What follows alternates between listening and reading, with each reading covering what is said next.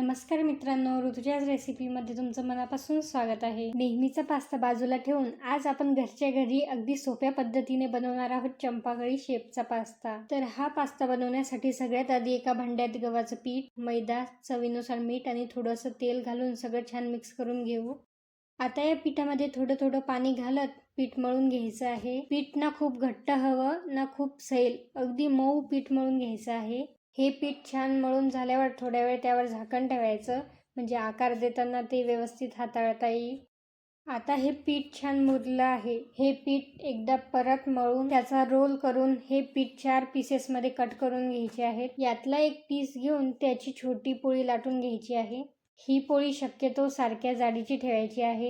ही पोळी झाल्यानंतर अगदी छोट्या पुऱ्या करून घेण्यासाठी छोटंसं एक झाकण घ्यायचं आहे आणि या झाकणाने एकदम छोट्या आणि एकसारख्या पुऱ्या करून त्या काढून घ्यायच्या आहेत। आता या पुरीला देणार आहोत आपण चंपाकळीच्या पास्त्याचा खास लूक। यासाठी पुरीवर उभ्या बारीक रेषा मारून घ्यायच्या आहेत। आता एका बाजूने ही पुरी रोल करायची, यामुळे त्यावर सुंदर रेषा दिसायला लागतील आणि बाजूने त्याला चंपाकळी सारखा आकार मिळेल। याच्या बाजूच्या कडा थोड्या दाबून घ्यायच्या आणि आपली साधीशी पुरी झाली एकदम सुंदर चंपाकळीच्या आकाराची। आता एक एक पुरीला असाच आकार देत जायचा आहे। तर आपले चंपाकळीच्या आकाराचे पास्ता होईपर्यंत एका कढईत पाणी उकळायला ठेवून त्यात तेल आणि मीठ घालायचं। तर आपले सर्व चंपाकळी शेपचे पास्ता तयार आहेत। पाण्याला छान उकळी आली की त्यामध्ये हे पास्ता टाकून शिजवायचं आहे। आपण या पाण्यामध्ये मीठ आणि तेल यासाठी टाकलं आहे जेणेकरून पास्ता एकमेकांना चिटकणार नाही। तर पाण्याला छान उकळी आली आहे। आता हा पास्ता एका चाळणीमध्ये काढून घ्यायचा आहे, म्हणजे त्यातील पाणी निघून जाईल। तुम्ही बघू शकता साध्या पास्तापेक्षा हा शेप किती युनिक दिसतोय।